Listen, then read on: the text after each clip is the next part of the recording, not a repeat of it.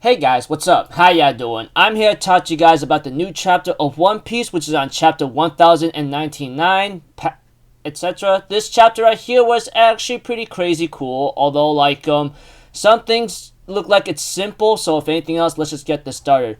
It opened up with Kuma having to face the freaking king doing something stupid. Like he says he got an effective policy about the country from the Far East. Like to get the Celestial Dragon's favor, you had to burn all the trash, leaving a beautiful, spotless city. You know what that reminds me of? This reminds me of the kingdom that Luffy was part of when he was very young. You know, you get the idea, right? You understand that these freaking filth hired pirates to do some kind of stupid deed whatsoever.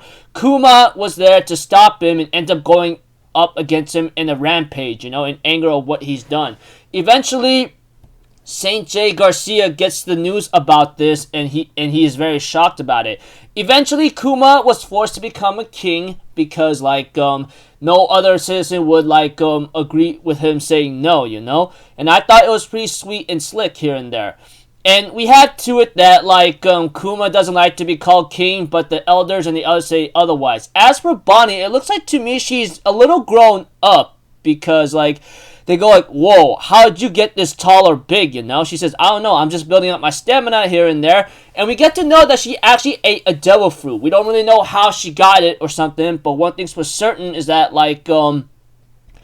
it could be called the HH fruit. We don't really know. All I know is this thing is very helpful, I guess. I don't know. One thing's for certain is that one of King Kuma whatsoever I don't know, turned very something turned old or something, but Bonnie can't be old, you know? I don't know.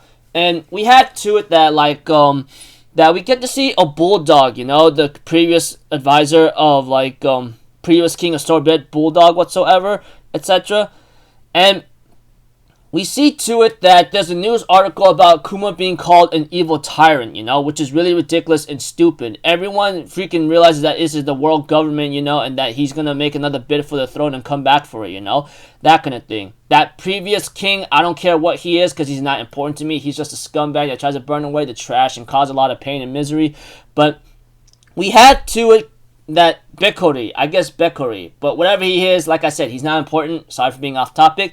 But knowing that something bad will happen, knowing Bekori will come back, he will do all he can to stop him, you know, and that Kuma can't stay in this country, sadly, and his reign as being king kind of didn't last too long, you know. Eventually, we have to it.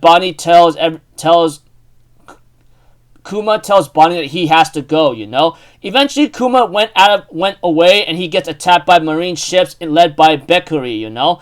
I'm Sorbet's rightful ruler. I'm like, oh, shut up. And we have to. Kuma sank down the marine ships and armada easily, but because of that, Kuma will later on get a wanted bounty on his head, you know, etc. Bonnie, who misses her father, which is Kuma, of course, says, man, I really want you here, etc. But one of the attendants of Bonnie says, you have to understand, you know, he saved all of us, you know, that kind of thing.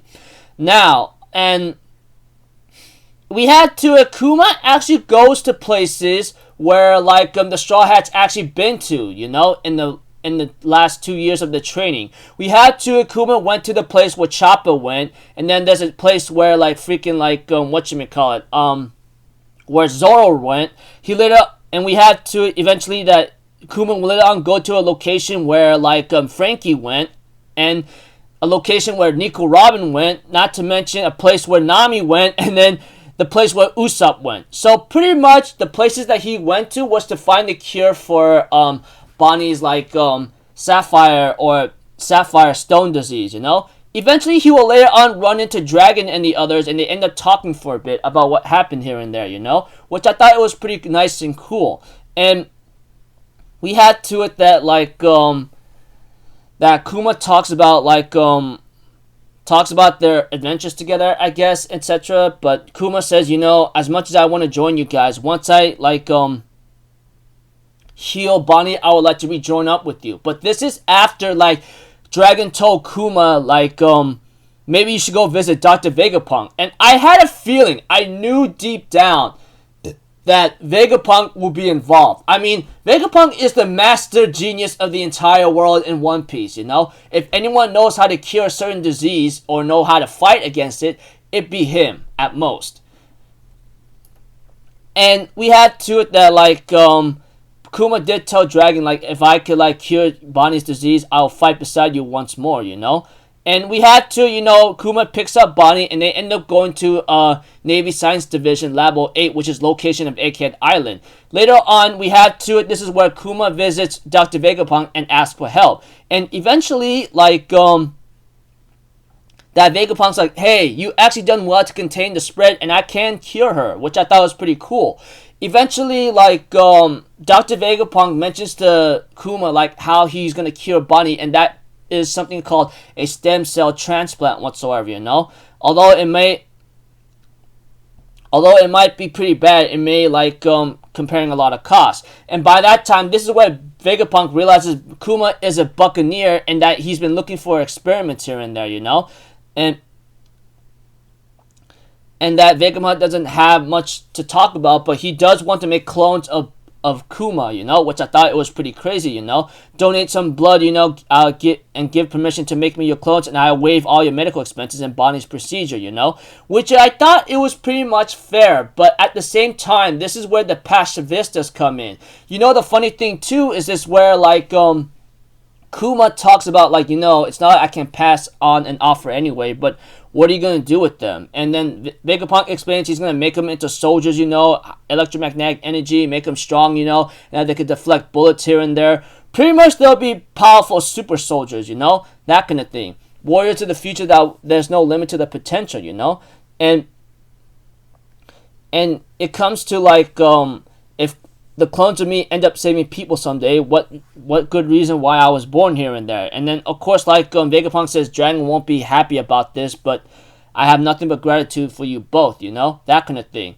And of course, Kuma says, you know, honestly, if I could cure Bonnie, I make a deal with the devil himself, you know, etc.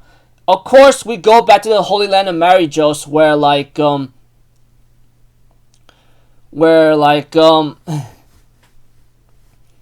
where Saint J. Garcia heard about clone soldiers meant to be weapons, but, you know, weapons' worth is defined by how many people it can kill.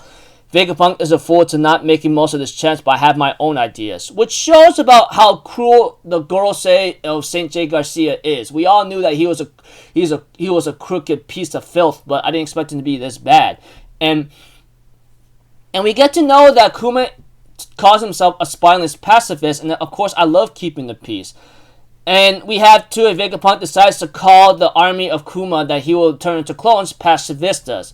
So yeah, it's pretty crazy how a lot of information was revealed here, you know. All I can really tell you right now is in simple words without a lot of detail and make it very, like, simple to understand. Kuma, in this chapter, faces off the king of Sorbet, kicks his butt, and becomes king for a while. Bonnie eats a devil fruit that makes it look like she's a little older, I don't know. And as for everything else, because Kuma is wanted right now and called an evil tyrant, Kuma decides to leave, you know. By that time, Kuma will later on visit the places where the Straw Hats he visited, that he teleported, like, for 2 years of their training whatsoever. You get the idea. And of course, Kuma will reunite with Dragon and the Revolutionaries, and Dragon tells Kuma about Vegapunk after sharing some, like, stories here and there. And, you know, Kuma brings Bonnie to Vegapunk. Vegapunk can cure Bonnie. And Vegapunk wants to get a certain blood sample or DNA sample, possibly, from Kuma to make clones of his. To make, like, super soldiers, you know, that can help people out. And of course, like, they'll be called pacifistas in the end, you know. Since, like, Kuma is a pacifist here and there.